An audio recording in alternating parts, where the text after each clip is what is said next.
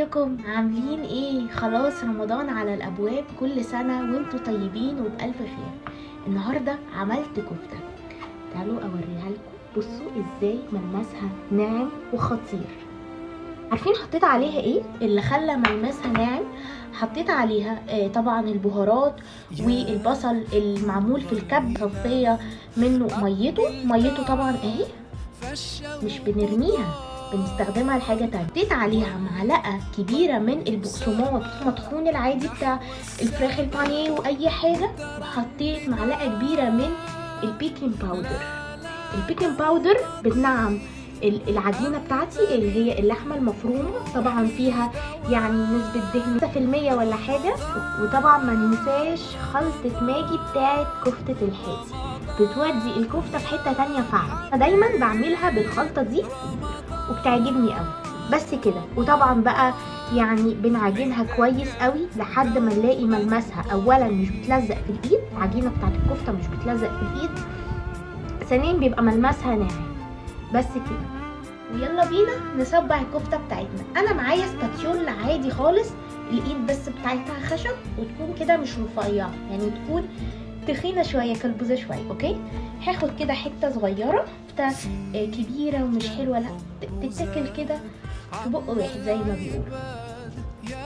اهم حاجه ما تبقاش تخينه قوي وما تبقاش رفيعه، تكون متوسطه. بصوا ازاي مش بتلزق، ملمسها ناعم قوي وما بتلزقش خالص.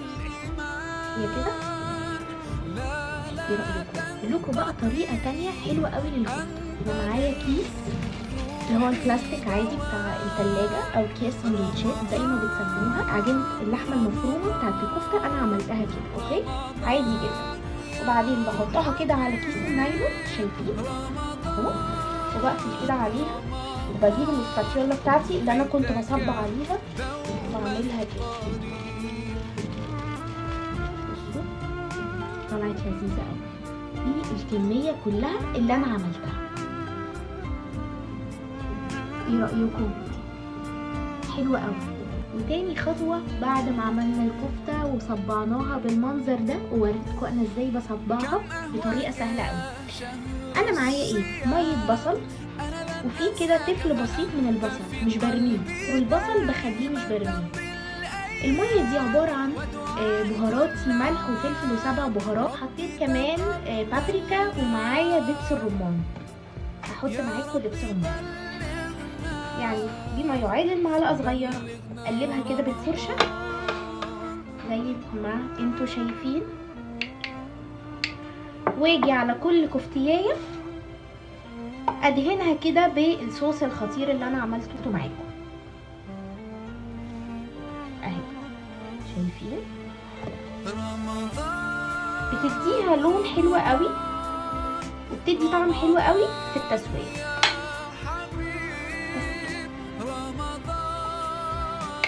وبكده كفتة الحاتي بتاعتنا جاهزة، جهزناها مع بعض، ما اخدتش اي وقت. هدخلها الفرن وهرجع لكم. وقبل ما ادخلها الفرن هغطيها كويس قوي بالفويل، هكتفها زي ما بيقولوا.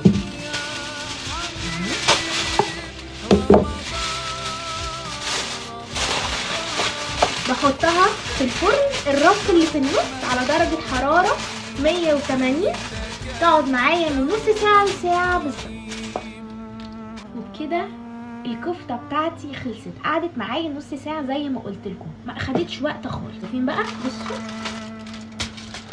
كشت، بقت ميني، خطيره وسهله قوي، لازم تجربوها في رمضان. وهطلع معاكم الكفته واوريكم التسويه بتاعتها اهي. طلع لكم واحده كمان.